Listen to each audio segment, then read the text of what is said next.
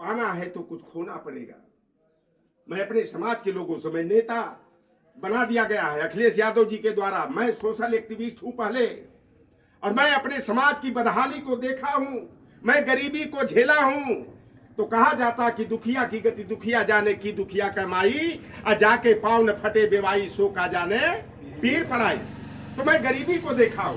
शारदा भैया, बचपन में फूलबाग की कमीज मार्किन वाली नहीं मिली है, पट्टा वाला चलता था उस समय, पैजामा हम लोगों को नहीं मिल पाता था।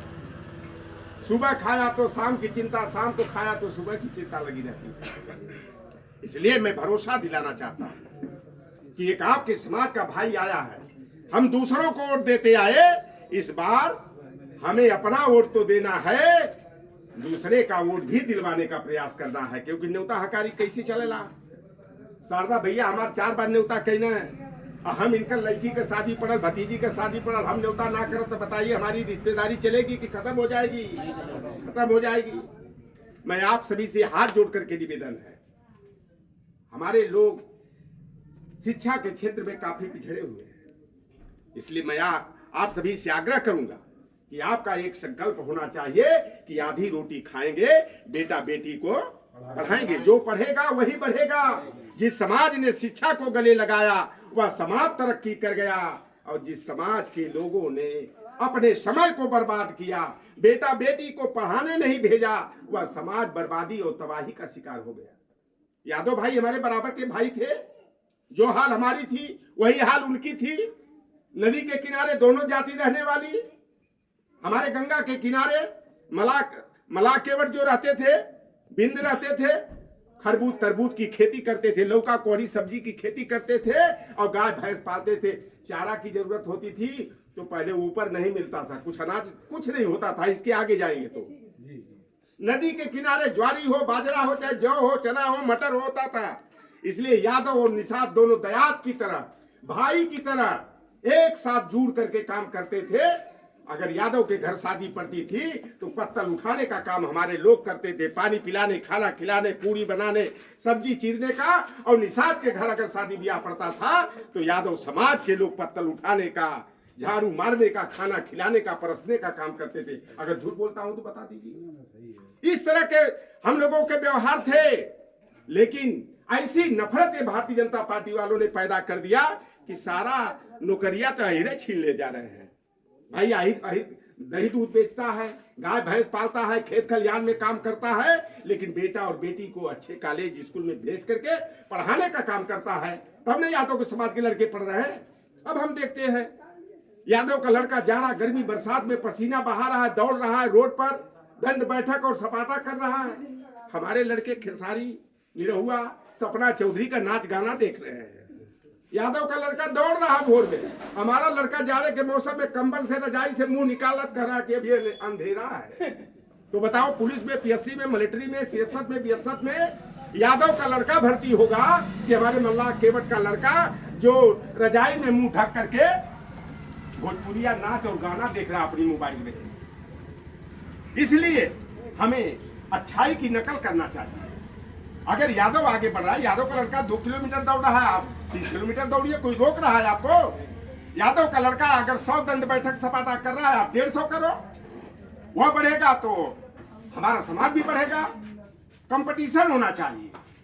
आज सारा अधिकार जो हमारा था निषाद समाज का, भारतीय जनता पार्टी ने छीनने का काम किया। यही भारतीय जनता पार्टी 2012 में संकल्प लिया था। नेताजी ने 2004 में मल्लाह केवट बिन धीवर कहार गोड़िया तुरहा बाथम माझी रायकवार चाई तीयर कुम्हार प्रजापति को भर राजभर को अनुसूचित जाति में शामिल करने का प्रस्ताव केंद्र सरकार को भेजा था, जिसे योगी आदित्यनाथ की सरकार ने खत्म करने का काम किया। प्रस्ताव को वापस मंगा करके रद्द करने का काम किया। 2012 में भारतीय जनता पार्टी ने विधानसभा चुनाव के घोषणा पत्र में हम लोगों की बात को रखा कि हमारी सरकार कभी बनेगी तो हम लोग निषाद मल्लाह केवट बिंद आदि जातियों को अनुसूचित जाति का दर्जा दिलाने का काम करेंगे और जल आधारित जो पेशे हैं उसे बहाल करने का काम करेंगे। बहाल तो नहीं किया, जो अधिकार था उसे छीनने का ही काम किया। तो आप सभी से निवेदन है कि कौन अपना है कौन बेगाना है, उसको पहचानने की जरूरत है।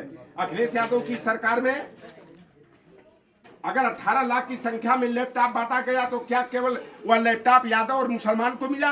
अगर निषाद के बेटे बेटियां भी इंटर पास हुए होंगे तो निश्चित रूप से उनके भी, अगर भाई 10 ठो यादव को मिला तो 1-2 ठो निषादों को मिला होगा। लौटर राम की 2 बेटियां शीला को टॉप की, तो लैपटॉप हमारे घर में टका टक चल रहा है। और हमारे बेटे और बेटियों ने उस लैपटॉप में नाच और गाना नहीं देखा, अपने कोर्स की पढ़ाई पढ़ा, क्योंकि मेरे पास पैसा नहीं था कि मैं उनकी जितनी सिलेबस की किताबें चाहिए मैं दे पाता। और उसी में लैपटॉप में गूगल सर्च करके मेरी 3 बेटी और एक बेटा पढ़ाई किए, double MA, BEd, DLEd, UP TET, CTET, yes SET qualify. मेरा लड़का पॉलिटेक्निक टॉप किया। 33 लड़का हमारा है भैया। जब हमारा 33 लड़का पैदा हुआ, हमारी माई बेहोश हो गई सुन करके। हमने कहा माई ये क्या हो गया? कहे भैया एक औरू पोती पैदा भइल रहा, 4 पोतियन के बाद लड़का उखड़ चाहता है। हम कहली ये क्या होता है? ये अंधविश्वास और पाखंड है भैया। कहे 33 बेटी राज रजावे और 33 बेटा भीख मंगावे। और 33 बेटा हमारा 19 वर्ष की उम्र में लखनऊ का पॉलिटेक्निक टॉप किया, 16 किलोमीटर साइकिल चला के जाता था। रहते हम हैं अर्जुनगंज में आमामऊ, और लड़का जाता था फैजाबाद रोड साइकिल चला के, जाड़ा गर्मी बरसात में, और टॉप किया। अच्छी 5 कंपनियों से बुलावा आया, 1,65,000, 1.25 लाख, 90,000। आज चंडीगढ़ में मेरा लड़का जो है कि हेल्थ केयर कंपनी में इंजीनियर का काम करता है। यहाँ तो नौकरी मिल नहीं रही है, यहाँ तो पेपर लीक करा करके हमारे बच्चों का भविष्य अंधकार में डालने का काम किया जा रहा। 22 पेपर आउट हो गया, ओवर एज हो गए बच्चे। तो बिहार में लालू प्रसाद के बेटे तेजस्वी यादव ने कहा था 10 लाख नौकरी देंगे, 17 महीना में वह 4.5 लाख नौकरी दिया। आपके भाई भतीजे लौटर राम निषाद की एक बेटी इंटर कॉलेज में लेक्चरर हो गई, एक बेटी प्राइमरी की टीचर हो गई। तो इसलिए मेरा आग्रह है कि आप जिस भी स्थिति में रहे, लड़की हो या लड़का हो, दोनों को पढ़ाने लिखाने का काम करें। और मैं आपके बीच आया हूँ, आपका वकील बनकर के आया हूँ।